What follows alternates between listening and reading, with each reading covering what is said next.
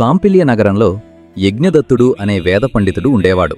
ఆయన చాలా ధార్మికుడు, రాజుల చేత గౌరవించబడేవాడు. ఆయన కుమారుడి పేరు గుణనిధి. పేరుకు తగ్గట్టుగా అన్ని విద్యలు నేర్చుకుంటాడని తండ్రి భావించి ఉపనయనం చేసి గురువు వద్దకు పంపాడు.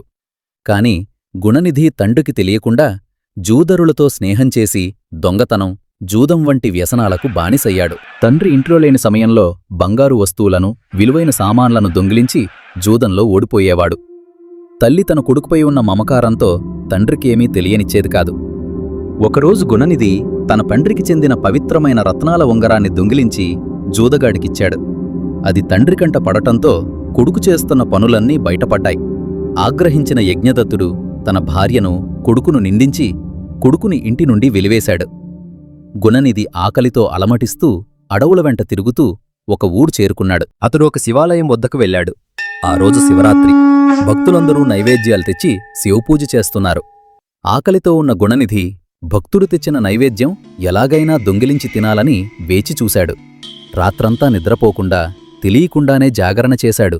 భక్తుడు ఎప్పుడు నిద్రపోతారా అని చూస్తూ కూర్చున్నాడు. అర్ధరాత్రి సమయంలో గుడిలో దీపం కొండెక్కిపోతోంది. ఆరిపోవడానికి సిద్ధంగా ఉంది. నైవేద్యాన్ని దొంగిలించడానికి వెలుతురు కావాలని భావించిన గుణనిధి తన బట్టలో నుండి ఒక పోగును తీసి వత్తిలా చేసి దీపంలో వేసి దీపాన్ని వెలిగించాడు.